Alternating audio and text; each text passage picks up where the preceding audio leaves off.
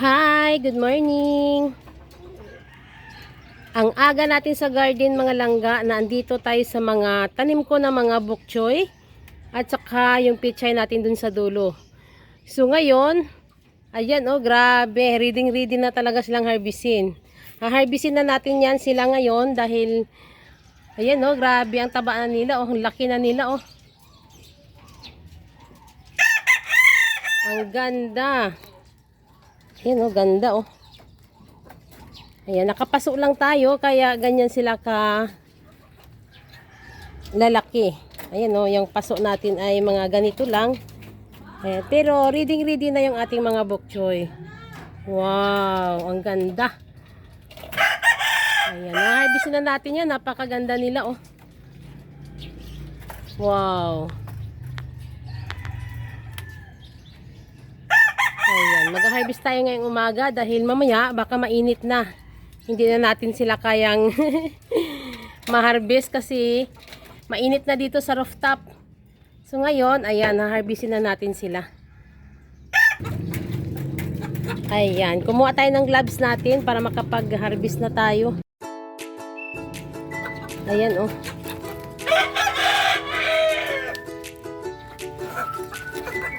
Wow, ayan, mag-harvest na tayo. Malabo ba ang aking camera? Ang ganda oh.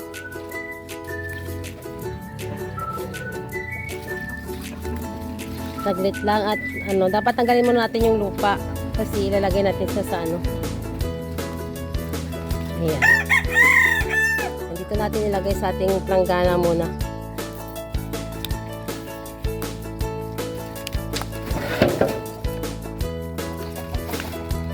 Ay, grabe ang laki nito oh. Wow. Yung ibang mga ano pala dito na natatabunan din pala yung iba sa baba kay maliit.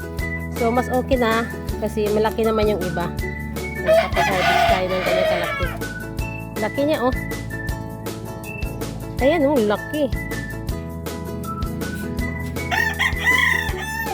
Ayan, ilagay natin dito. Mamaya huhugasan natin yan.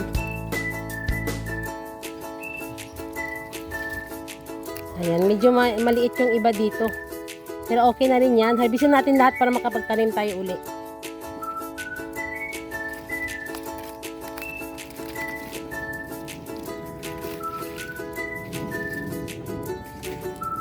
Ayan, nandito pa.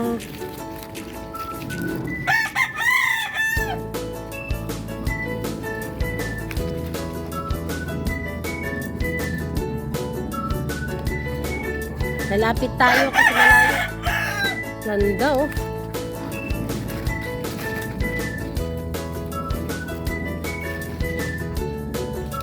Diyan lang muna. Wow, grabe.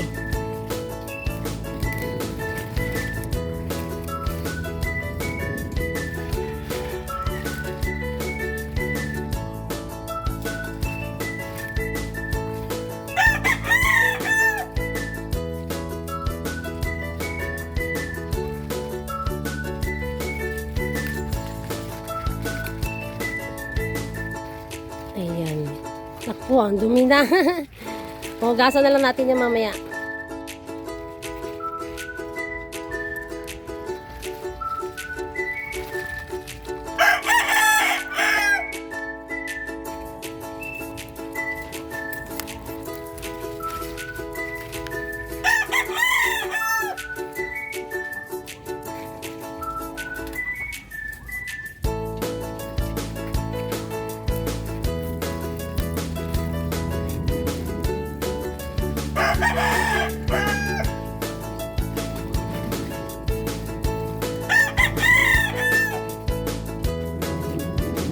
Ayan na oh.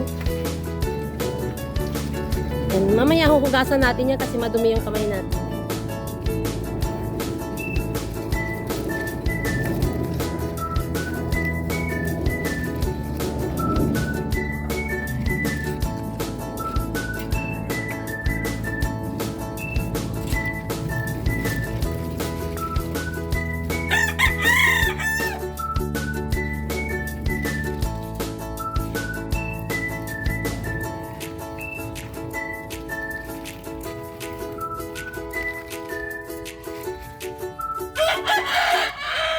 dami pa dun sa dulo. Yung ating ano, pichay nandun sa dulo. Oh.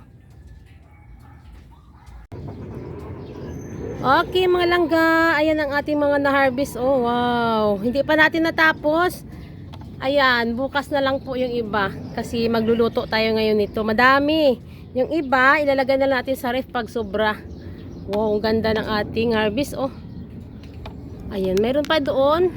Ayan, mga pichay kasi yung katabi nun. Isang ano yon, dalawang paso ang hindi pa natin na-harvest. Ayan, wow, ang ating bok choy. Ayan, hugasan na natin yan. Yan, oh, hugasan muna natin. Ang ganda. Sarap dito langga sa ating nilaga. Maglalaga tayo. Pero hugasan muna natin yung mga yan. Dami. Yan, dami yan. Wow. Yan, sa sunod na araw o bukas, babalik tayo ulit dito. Mag-harvest tayo dyan. Oh. Ayan, dyan. Harvestin natin yung naiwan. 2 paso yan dyan.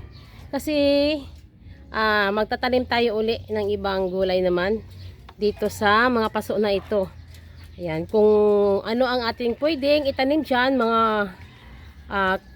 tawag dito, mga pichay or kahit ganitong bok choy, kahit anong gulay ay pwede pa din dito sa mga paso na ito. Pahingahan muna natin siya ng ilang araw bago tayo magtanim dyan. Lalagyan muna natin ng compost. Wow, ang ating harvest today. Ang ating bok choy. Sarap yan. Ayan.